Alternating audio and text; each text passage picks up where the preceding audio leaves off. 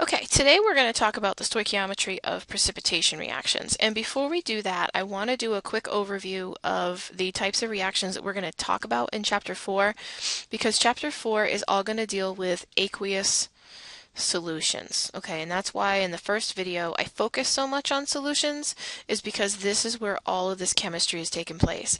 And there are three types of reactions that we're going to focus on. The first one is going to be precipitation, which we're going to worry about today, which is double replacement. So for example, you take two solutions, so a sodium chloride solution, you add it to, let's say, a silver nitrate, because this is a really common reaction.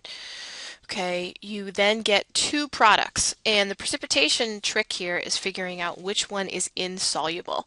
And in this case, the silver chloride is insoluble, meaning it would be a solid, and then your sodium and your nitrate are still soluble. So when you think about net ionic reactions in this case, nitrate is a spectator ion, the sodium is a spectator ion. So your net ionic equation for this reaction here would be the chloride ion. You don't have to put states, I'm just putting on there for emphasis.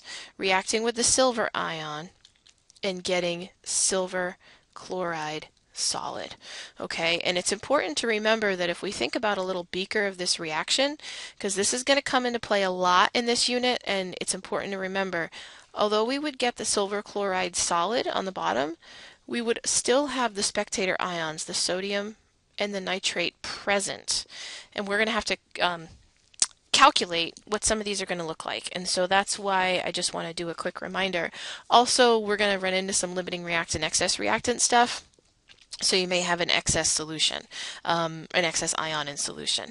Okay, the second type that we're going to focus on a little bit later is going to be redox. Remember, redox is going to be anything with an electron transfer. That's the next one that we're going to do. And then lastly, and the third type that we're going to start to focus on here is acid-base reactions. Okay, we're going to redefine acid-base reactions. We're also going to primarily focus on what are called titrations in both redox and acid-base, and we'll do some labs related to this as well.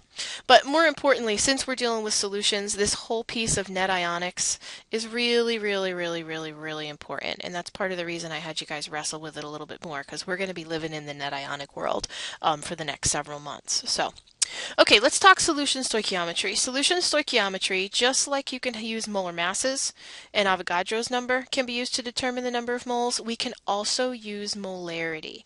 We did this last year, you may or may not remember, but you have to get into your brains that we can use molarity, which is a conversion factor, or which is moles per liter, as a conversion factor. So for example, if you have to go from volume to moles, okay, you're going to end up multiplying by the molarity, because that will allow you to, if you multiply by the molarity, you're going to be left with moles, and you're going to cancel out liters. And then just the opposite, if you're going from moles to volume or moles to liters, then you're going to divide by that molarity value, because that's going to leave you essentially flip-flop it. So if you divide by the molarity, you're in essence multiplying it by liters over moles, and that's going to allow you to cancel out moles and be left with liters. Okay, this is step one. So if this doesn't make sense to you, make sure you ask me, I'll show you some other steps. Okay, now the good news with stoichiometry is that still the same things are going to occur. We have to figure out what the limiting reactant is. It doesn't matter if you use that with the chart or if you use dimensional analysis. You always need to write this down, the species that are present. And when I talk about the species, that's kind of my little beaker. Oops. There's a split block if you just heard that. Write down the species that are present in terms of which ions are in there, any precipitates. And I think it's good to start off with this little beaker in the beginning, because it just reminds you what's there and what am I accountable for, even if they're spectators. And then finally, remember, just like I said, your volume and your molarity are your way that you get in and out of moles.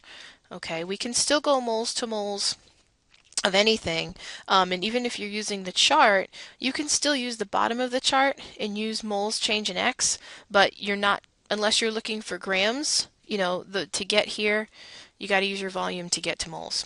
Okay? All right, so steps: identify the species present, or in other words, what's in the reaction, just like we talked about, what ions are there, what precipitates are there. Write a balanced net ionic equation. Okay, now I'm going to show you where sometimes you also need the molecular as well. So I'm going to put net ionic and molecular because there's going to be times when you kind of need both of them.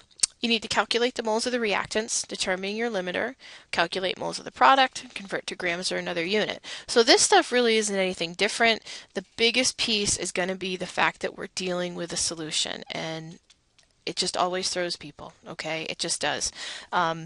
So anyway, not be warned, but okay, so here is our little map that we've seen before. You have moles of something. You can go in and out of it with atoms or molecules, with Avogadro's number. You've got molar mass over here to get in and out of grams to moles. Now, volume of a gas, we're going to deal with this later. This was the whole PV equals nRT thing, which we'll deal with gas laws here in another chapter. And then here is your molarity in order to go from moles to volume. Okay, so again, this getting in and out of moles needs to kind of be automatic for a lot of things. All right, so let's do two samples to kind of show you, illustrate the types of problems you might see. All right, what are they telling me? Well, they're telling me I have one solution of 2.00 liters of a 0.0250 molar sodium sulfate, okay, Na2SO4. And I'm going to add that to 1.25 liters of 0.0500 molar lead 2 nitrate. Okay, oops. And then this little picture up here is what I get. I get a precipitate. So what I have to try to figure out is what is the precipitate and find out how many grams of precipitate that I found. All right, well, the good news is we know how to get to grams. Once I figure out my product, my moles of product, I can convert it to grams. The only tricky part or new part here is that they gave me volumes and they gave me molarities. Okay, so let's go ahead, and before we get to our net ionic, we're going to do a molecular version to show you what's there. And if I run out of space, I'll kind of go back and fix this just a little bit. So, all right, so what the chemistry that we have taken place. We have sodium sulfate. We're going to combine that with lead 2 nitrate, PbNO32, and it's double replacement. So we're going to flip-flop the products. So we're going to get 2 moles of sodium nitrate, and we're going to get lead sulfate. Now, hopefully, if we know nothing else about solubility rules, we know that sodium and nitrate are always soluble. So my net ionic reaction here is the sodium ion plus the lead 2 ion gives me lead sulfate. Okay, now there are several different ways that you can properly set this up, set up the math. I'm going to show you one way and then show you how you can kind of modify for the chart. So step one that we have to do, I'm going to come back up here for people that like to use the chart. If you don't, just leave that blank. But step one is we have to figure out our moles.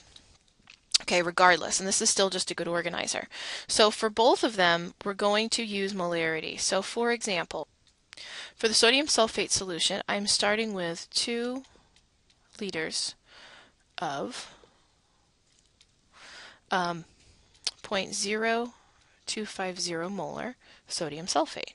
So in order to convert it from liters to moles, I multiply by the molarity, and so I'm going to end up with 0.0500 molar sodium sulfate.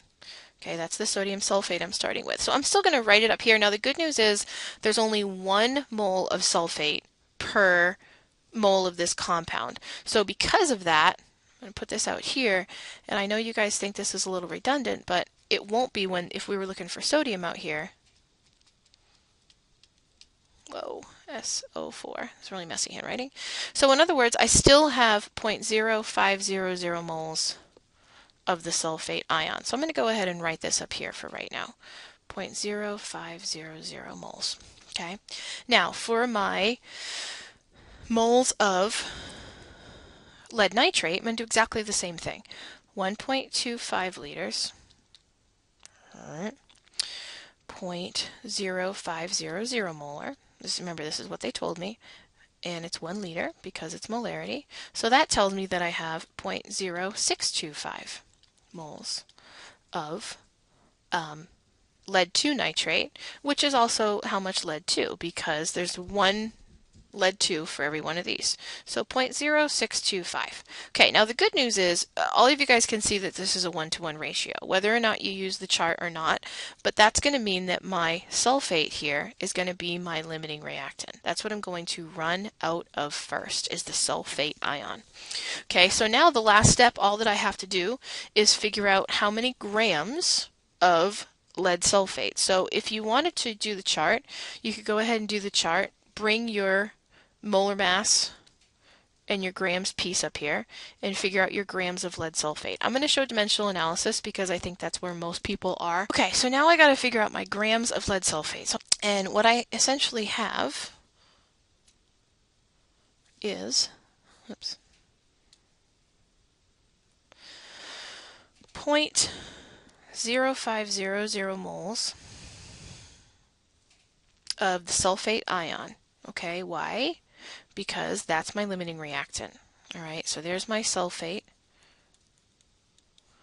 And if I look at that balanced chemical reaction, there was 1 mole of sulfate for every 1 mole of lead sulfate produced. Same thing if you do the chart, go in moles, change right here.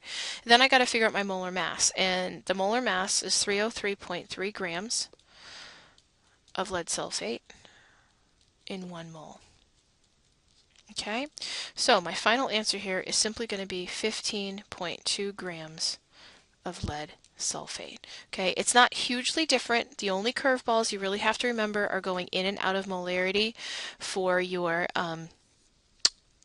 volumes. And I just want to point something out right here. Let's say it wanted to know the amount of sodium ion that was in solution, or the concentration. In order to do that, I would have to take the original moles that I found for the solution and recognize that there are 2 moles of sodium for every 1 mole of sodium sulfate. Okay, so I take that 0.050, multiply it by 2, so I'm going to get 0.100 moles of sodium. And then to find the new concentration, what I would have to do is divide it by the new total volume. Okay, so in order to do that, I know this is getting messy, I apologize, it would be 0.100 divided by 3.25 liters. All right, and that's how you would solve the new concentration of sodium, because if you remember, sodium's a spectator, it's just floating around. I'm just mentioning this now because it's going to come back later where we're going to have to do it, and like anything else, if I've shown it to you 2 or 3 times, we've got a better shot.